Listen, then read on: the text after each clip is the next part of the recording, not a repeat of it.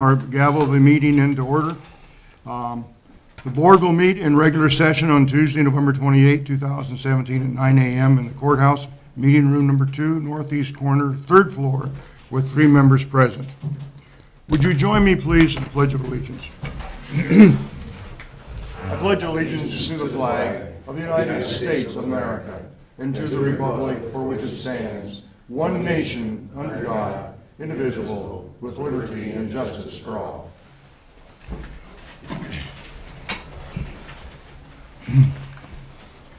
Notice to the public, the Board of Supervisors welcomes comments from the public during the time allowed for discussion. You're requested to approach the microphone, state your name for the record, and limit the time used to present your remarks in order that others may be given the opportunity to speak. The normal process on any agenda item is for the chairperson to read the item from the agenda. The board is given an opportunity to comment on the issue and/or place a motion on the floor. An opportunity for discussion may be presented, at which time the public may participate, and a roll call vote will follow. Okay, item number 1 is the approval and amendment of our agenda. Go ahead. Mr. Chairman, I make a motion to approve the agenda as printed. Mr. Chairman, I will second that. Been moved and seconded. Is there any further discussion? No, sir. Roll call vote, please. Patton? Yes. Thompson? Yes. Solosik? Yes. Okay. Item number 1 has been approved. Item number 2, years of service and recognition. We have 3 this morning, and I don't think any are able to come today. Our county attorney is out of town doing her job. She's not on vacation. Brad Nichols is busy in the secondary road department, and Robert Kinzel is busy with the sheriff's office. And Jennifer has been here for 15 years, Brad for 15 years, and Robert for 5. So we just want to be sure that everyone knows that we're excited about having them continue their work here, and we appreciate what they do. So moving on then for the consent agenda. Approved minutes from regular session of November 14th, 2017. Item number 4 is approved claims. Approved claims as audited and authorized the county auditor and recorder to issue payment of the same. The listing of the claims paid at this meeting and all claims paid in the month of November will be published as part of the first meeting in December. The chairman at this time would entertain a motion for approval of this. Mr. Chairman, I motion that we approve the consent agenda as printed. And I second. Been moved and seconded. Any further discussion or questions? If not, roll call vote, please. Patton? Yes. Thompson? Yes. Solosik? Yes. Okay, item number 2 has been approved. Okay, item number 5 is request for subdivision variance from Phyllis Hansen, SV 17-01, discussion and possible action on a request from Phyllis Hansen for property legally ascribed. John, are you here? John Kuntz is our man on this situation. This is simply parceling up of some land. The law says that once we split. Is that on? Are you on green? You're not on go yet. There you go. Okay. The law says that if there's more than one split at a time, it's technically a subdivision. We have a process called subdivision variance that says you don't have to file a full subdivision if it's not really large-scale development. It's just simply parceling out land, which this is. It's parceling land to adjacent landowners of an existing parcel that is behind multiple residential units. So it's basically going to slice it up and give it back to those other units in the front of those parcels. And the zoning commission has recommended approval of that. Okay. The chair would entertain a motion. John, we talked about this. Do we approve the subdivision variance? Yes. Approve the recommendation of the zoning commission to approve the subdivision variance. Okay. The chair would entertain a motion at this time for for the Phyllis Hanson Mr. request. Mr. Chair, I would make a motion to approve the subdivision variance to Article 3, Section 3 of the Plating and Subdivision Ordinance and allow a plat of survey to be filed in lieu of the subdivision. The property involved is Lot 2 of the southwest quarter of the southwest quarter and Lot 6 of 10 of the subdivision of the southwest quarter of the southwest quarter, all in Section 22, Township 84N R17W of the 5th Prime Meridia, as recorded in Book 4, page 355, in the Office of the Recorder of Marshall County, Iowa. Mr. Chairman, I will second that motion. Been moved and seconded. Is there any further discussion? Questions? If not, roll call vote, please. Patton, Yes. Thompson, Yes. Solosek. Yes? Okay, moving on. Item 5 has been approved. Moving on to item number 6, request for subdivision variance from Carlton and Sharon Snouthorse, SV 17-02. John, you want to explain that one then, please? Yeah, this is again the same situation of multiple split. This is one that's not consecutive, or not at the same time, it's consecutive. They've done it recently, and now they're doing another split, thus triggering the subdivision ordinance. If you'll notice on your map there is the original parcel at the front with the house on it. There's a second parcel behind it. The third parcel was actually the L-shaped parcel that is now split by that final parcel at the far north end. So the final parcel, the L-shaped parcel, is now in 2 pieces. That's what's being split today. If And- I remember right, when we did this before, it was all within family. And that's precisely what this is. This is a split for agricultural reasons, easement reasons, things of that nature. Okay. There's only one lot that's buildable in this split, and it would be the same as the lot that was pre-existing prior to. And the zoning commission has recommended approval of this as well. Did they indicate that they were possibly going to build on that last lot? A garage, A garage. possibly a shop of some kind, or a garage, but not a house at this time. So no issues with septic and, We've already looked at that. If they did decide to do that, it is large enough that we could handle it, so. Yeah, there's not a lot of distance between them here, is there? Okay. Chair would entertain a motion. Mr. Chairman, I motion that we approve the subdivision variance to Article 3, Section 3 of a plating and subdivision ordinance and allow a plat of survey to be filed in lieu of a subdivision. The property involved is Parcel B, located in the southeast quarter of the southeast quarter and the southwest quarter of the southeast quarter of Section 32, Township 82N, Range 18W of the 5th Prime Meridian, Marshall County, Iowa. Is there a second? And I would second. Been moved and second to approve this subdivision. Is there any further questions or discussion? I would like to say that this, Carl was a workmate of mine for 20 years. And Carl just passed away here about a week and a half ago. But it was his wish to see this happen before he passed away. And it just wasn't able to be, but Well, and it was contemplated as part of the estate planning. yep. And I actually they'd introduced it as a possibility, and I suggested that they go ahead and move it onto this particular zoning commission agenda, which would have been in November, because we get to December and things get hectic, especially around that second week in December. People aren't available, and our zoning commission is all volunteers. So I said, let's just get it on, and that way if something does happen, it's done. And even if he goes during the process, it still is completed. Well, thank you for your work on this. I appreciate it. Any further discussion? If not, roll call vote, please. Patton, Yes.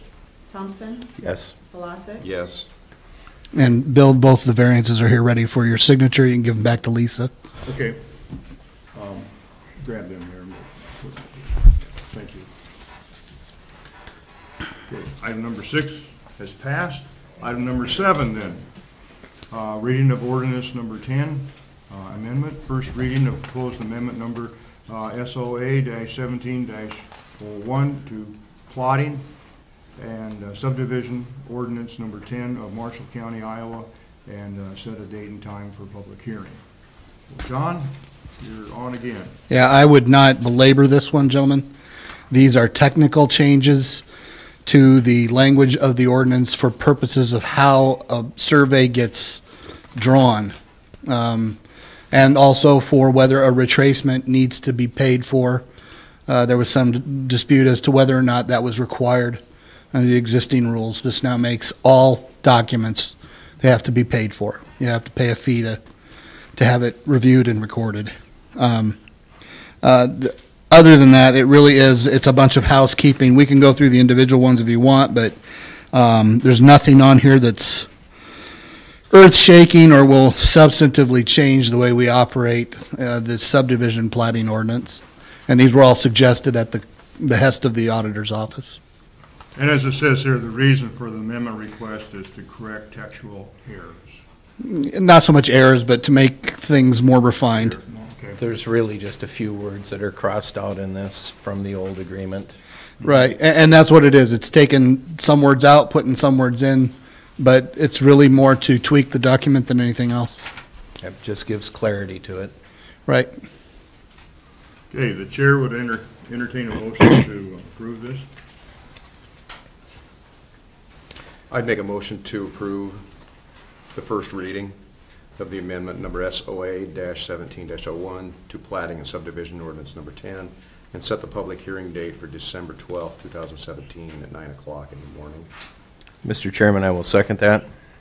Been moved and seconded. Is there any further discussion or any questions? Okay, if not, roll call vote, please. Patton, Yes. Thompson, Yes. Solosek, Yes? Okay. John, is this one of these things when we have that first reading, will we be able to waive subsequent readings? You can waive The final or the second? I get confused. You can waive the second. I think the second. Okay. Okay, thank you.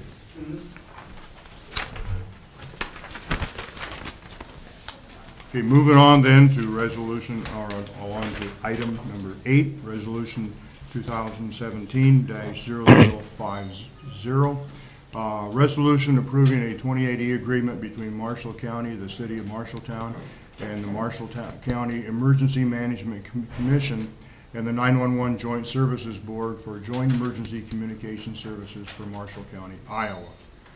And going through this, whereas Marshall County, the City of Marshalltown, and the Marshall County Emergency Management Commission and the Marshall County 911 Joint Service Board have set forth terms and conditions for the Joint Emergency Communication Services for Marshall County, and whereas Marshall County, the City of Marshalltown, the Marshall County Emergency Management Commission, Marshall County 911 Joint Service Board now desire to further outline the details and responsibilities for those improvements. Now therefore be it resolved by Marshall County Board of Supervisors that the 2080 agreement between the parties above is hereby approved and adopted effective this date. The board would, or the chair would entertain a motion. Mr. Chair, to get this item on the table for discussion, I will motion that we adopt resolution number 2017-0050, which is a resolution approving a 2080 agreement between Marshall County, the City of Marshalltown, the Marshall County Emergency Management Commission, and the 911 Joint Services Board for a joint emergency communication services for Marshall County, Iowa. Is there a second? I would second. It's been moved and seconded. Is there, at this point, the chair will open this up for discussion. Or questions? I think we should take public comments first. Are there people who would like to discuss this? Evan or Reed, go ahead. Come up to the mic and tell us who you are and where you live. Reed Riscadal. I live at 1412 South 5th Street in Marshalltown. I sat on this task force that looked at this creation of this new 2080 agreement, and in general, I think it's a good, solid, sound decision, but I'm concerned about how it's being funded and how the current tax dollars are going to be redistributed, so to speak. It was my understanding, and I heard it from Chairman Patton, is that I know the county is intended to obviously reduce the expenditure that currently is being put into 911 to 38% of that total cost, and also then reducing their tax asking. That's the intent at this point, to my understanding of how that'll be handled in the county. I have approached the city and in a couple different times in different ways. One of those is in the task force meeting, and I asked pretty much the same question, as I could see that obviously the reduction in the cost was going to be reaped by the city and the county both, but I was asking specifically what was going to happen with those tax askings. My concern is I want this to be invisible as a taxpayer to me, other than seeing it move to a separate line item in my tax bill. It makes sense to have that occur, and I think it's in the future for 911. I think it's appropriate. But unfortunately, I've not had an affirmative discussion about that with the city. I approached Mayor Lawrence also privately in his office, and also at City Council approximately a month ago, or earlier this month, and asked those same things as they adopted the 2080 agreement at the city. If we don't show intent to be able to reduce those things, it's pretty obvious to me that in spite of whatever else occurs, the city taxpayers are going to be on the hook for an additional $582,000. I find that highly inappropriate, and it concerns me greatly. And if it has any bearing on this particular group of folks here making your decision, your taxpayers also exist within the city. And I understand that what you're planning to do with the tax dollars that you're going to collect or no longer collect is appropriate. However, if the city is not able to do this, and if this is the only way we can keep this from occurring, I strongly suggest you vote this down. Okay. Thank you. Thank you. We cannot and will not speak for the city, but I know both Chairman Patton and myself, when we have attended 911 meetings, have been very transparent and clear that our thought processes from the county's perspective was, if there was to be a new levy enacted, that we would remove that like amount from our budget so that the net effect to the taxpayer would be absolutely seamless and zero. Our intent from day one was to make this a more equitable payment, because currently these dollar amounts are shared only between the city and the county. The other incorporated entities within Marshall County are not levied for this from their particular budgets.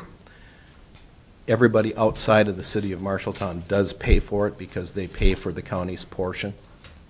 The city residents pay their own. But our intent from this governing body is for this not to be a tax increase whatsoever. And we've been totally crystal clear and seamless on that from day one.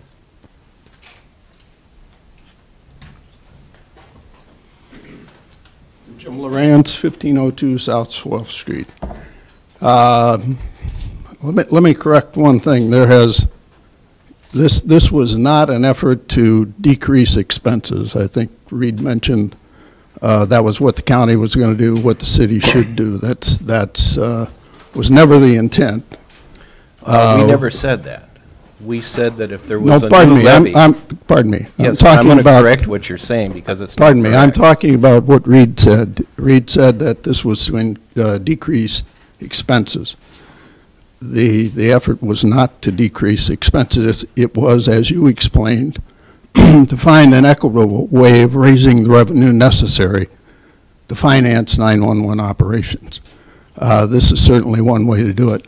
What I have said at public meetings, what I've told Reed privately, I believe what I've shared with Chairman Patton, is that we'll address this through the budget process. But if you're asking for or demanding commitments on what we will do, I can't do that. The council sets the budget. We'll go through the process as we always do every year. We may reduce taxes. We may offset. But I can't say that that's a firm commitment because that's, again, part of the budget process. There are a lot of unknowns. Property valuations, what they're going to be, what the state is going to do with backfill. And until all those things are known, I don't think that it's reasonable to say that you are going to decrease tax levies by a certain amount. And I would suggest that the county take that same position. All of those things have absolutely nothing to do with what we levy for 911. What we levy for 911 is for the salaries and for the benefit package of the individuals that perform the services. That has nothing to do with the state backfill. Our commitment from day one has been this: if we are going to create a new mechanism to fund that, that mechanism will be that funding source for that dollar amount, and we will reduce our budget by a similar dollar amount, thereby being this particular item will have a net zero to the taxpayers. We have been extremely clear and transparent on this from day one and will remain that way. And that's fine. The county budget is the county's budget, and you deal with it. The city will do the same. And our goal is always to keep taxes as low as possible, still providing services that the residents demand. And I know you all do the same thing. I think what we have is a fair and equitable agreement. I think this new arrangement is going to work out well, and I think if we can just get past this one hurdle, we can move on and get it in place. Okay. Thank you. Questions? Evan, you've been raising your hand.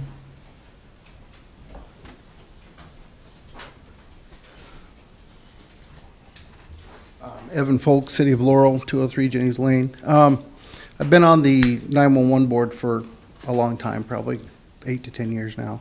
I've sat through these meetings. I've seen that the county consistently has always brought forth the net zero as a balance, and I appreciate that. And being a council person in a small city, I understand budget. I don't have to deal with a huge one that the city of Marshalltown does, but it seems as though, and they've been pretty much asked multiple times about this, basically they're not going to say what's going to happen with this money. And as a taxpayer, I know I don't live in Marshalltown, I'd be concerned about that, because that just gives them another $500,000 plus to do whatever they want, and that's still up to them. It's their budget. But as a person living in the city, I'd want to know what's going on with that. Similar to our local option taxes, it's nice when they're earmarked for certain things and not just any lawful purpose. That way it keeps them focused on where they belong. Okay, thank you, Evan. Yes, sir.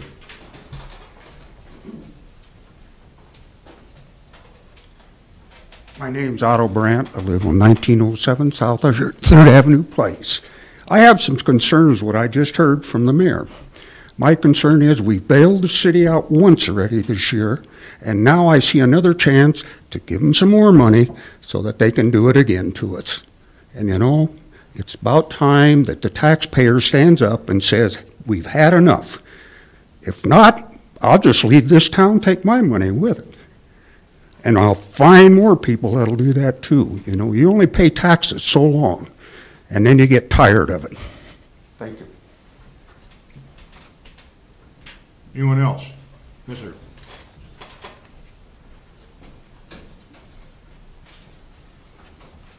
So it's Mark Eaton, 1007 South 10th Avenue. So the city exists within the county, and so you're kind of the gatekeepers, and this is supposed to be a partnership between the city and the county and the 911 commission. I appreciate the county trying to save the taxpayer money, and I think the city needs to do the same. I agree with my fellow citizen that we already bailed the city out. We gave them $500,000 in the local options tax to do what they want. In the last 4 years, I recently moved back to town, and I'm really concerned about the property taxes. The city claims they want to get more businesses in. They want to get people to stop commuting into the city. Property taxes are high here. Ames and Story County have a 911 commission, and Ames's property taxes are like $5 a thousand less than Marshalltown's. In the last 4 years, they raised the property taxes to the maximum rate. They increased sewer fees 24%. They doubled stormwater runoff. Okay, the new power plant, great. They all tout it, but Alliant comes back after the fact and says we want to raise rates 11 to 12%. We've given them the $500,000. They take it from the roads. This year at the last meeting, they said that the city is $7 million in the black.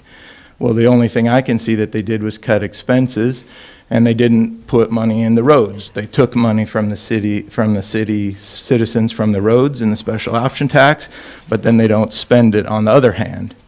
So now they're trying to get another $580,000 from us.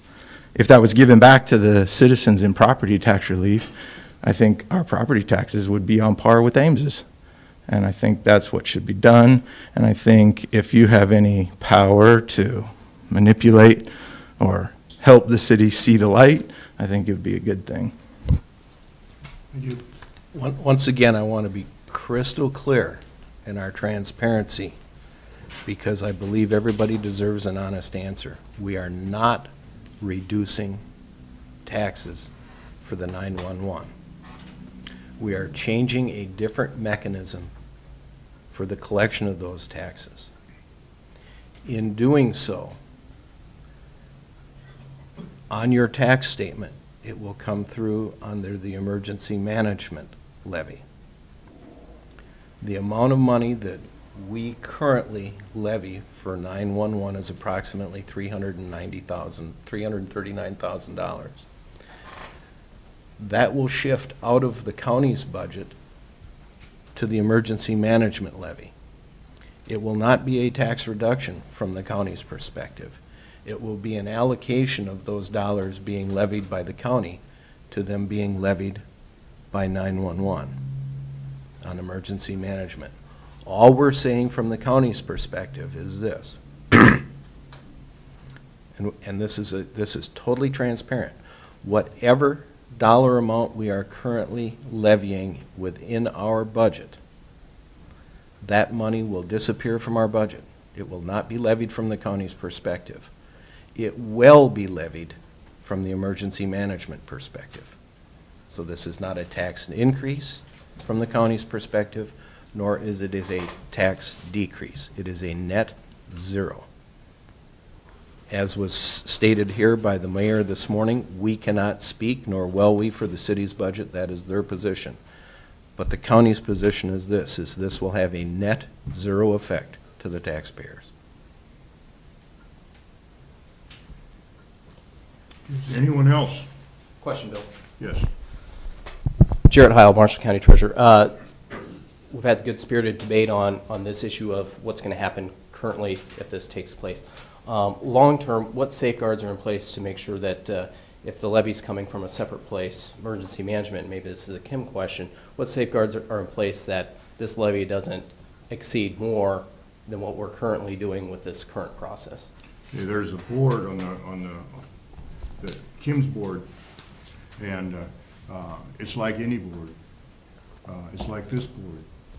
There are people there who it's their responsibility to be sure that that doesn't happen. Now, can we write it and say that this is what it's going to be? Well, the money that's used is only used for salary and salary benefits. That's it. We don't build towers. We don't buy $20,000 switches. That comes from the surcharge. The surcharge is a separate part. It's a separate budget. That money comes from the state. We can't change that. The state does. The state regularly moves it up and down. But that's where that comes from. So, you know, if someone wants to build 5 new towers, well, there has to be money in that surcharge part. That comes from your telephone. You get $1 off, or you don't get $1 off. We take $1 for every telephone that you have, including your landline and your cell phone. And that then is where the surcharge comes from, and that's what's used for those kinds of things. The money we're talking about here is just for salary and for salary benefits. That's all this is for. And people will be able to see that on their tax statement when it comes down in the left-hand corner. That's where it's going to be. All right. So I don't know. I didn't floss it over, did I? I don't think so. I'm just wondering, do you trust that this board will be as prudent as you guys are? Probably more so, Good. Then that's, because That's a it good will be answer. made up of the mayors of the respective communities. There will be more voices at the table to Excellent. oversee it, without question. excellent. The people that will have this levy and the mayors that will be represented will each have a voice at the table that they don't currently have today. Then it sounds like a very good long-term plan. Any other questions? So the 911 board is made up of mayors from the respective communities in Marshall County, Yes, plus the mayor and plus a representative from the supervisors. a representative from the supervisors. Yeah. Not everybody has a vote. Okay.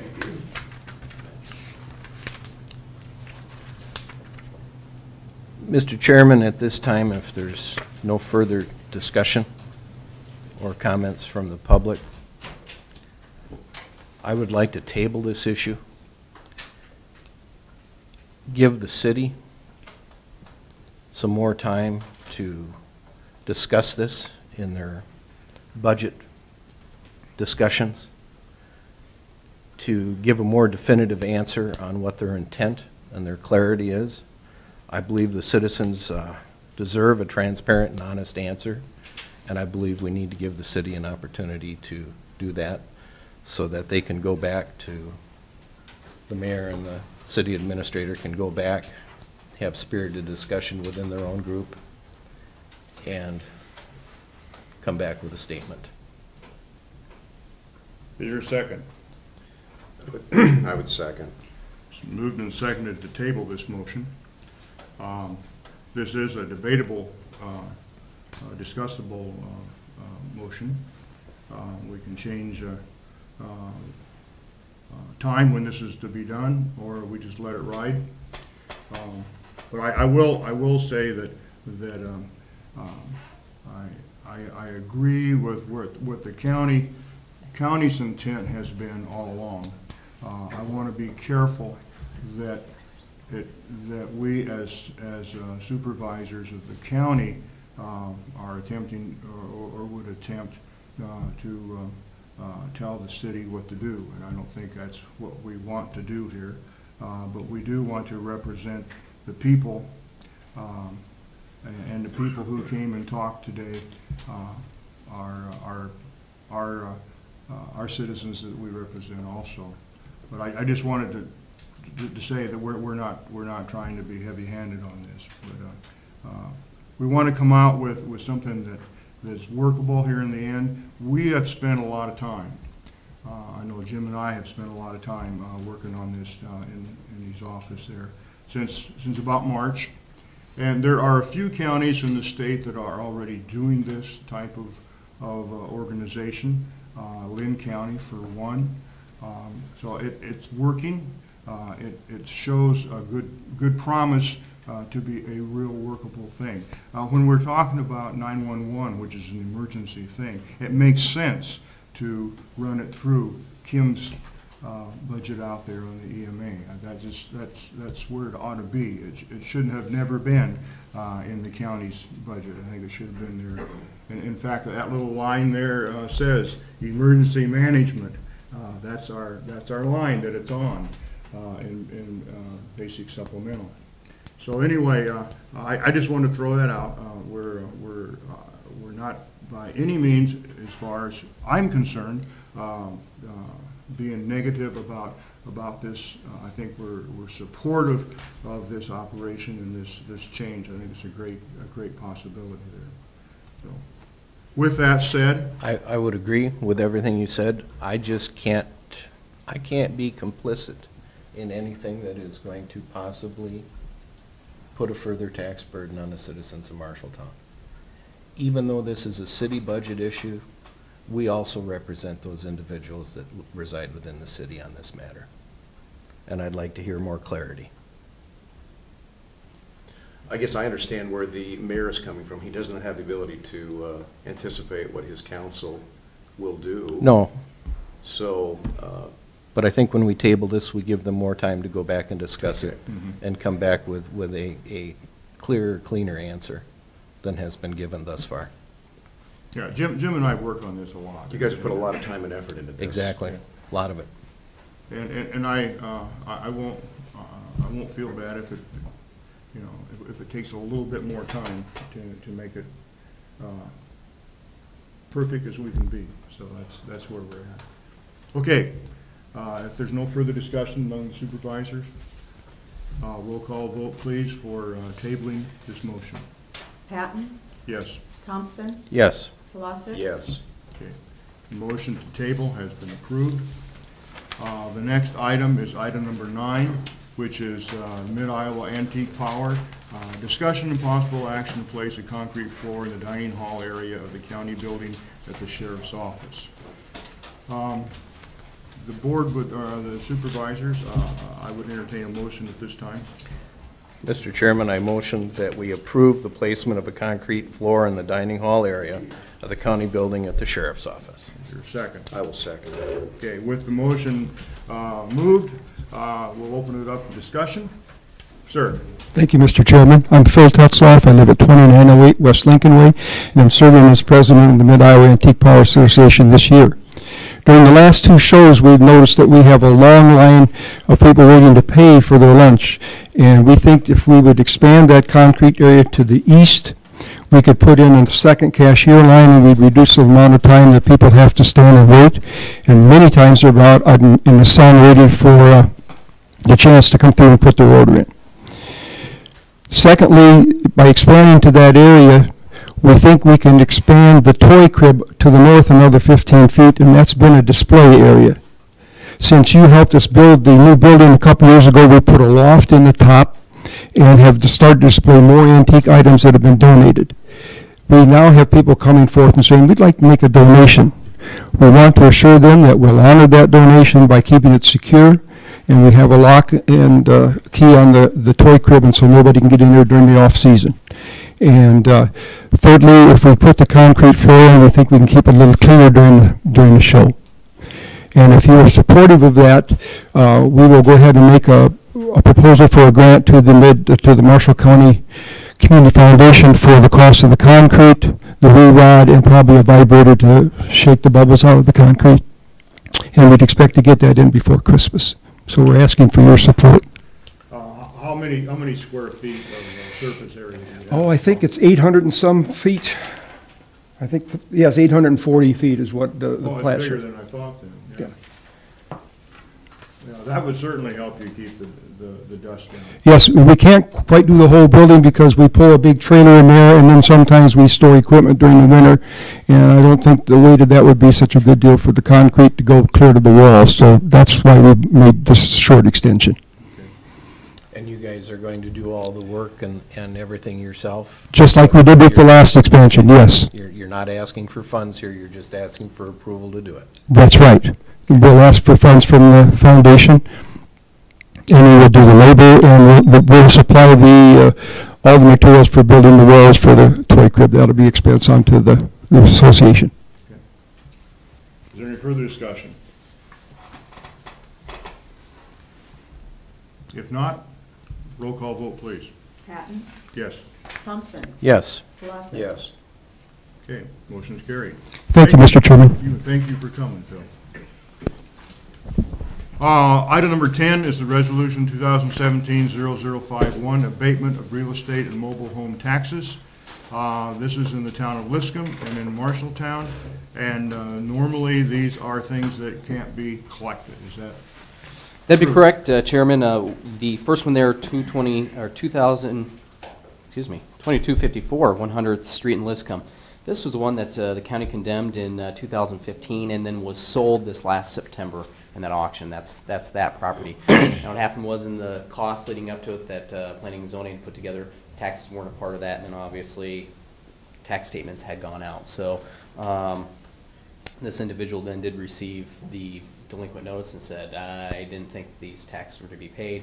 After discussing with the chairman, we decided that this was something that wouldn't be prudent to collect because it was kind of all in the time frame of the change in tax years. So this is for the abatement for that property, which is quite the mess to get cleaned up.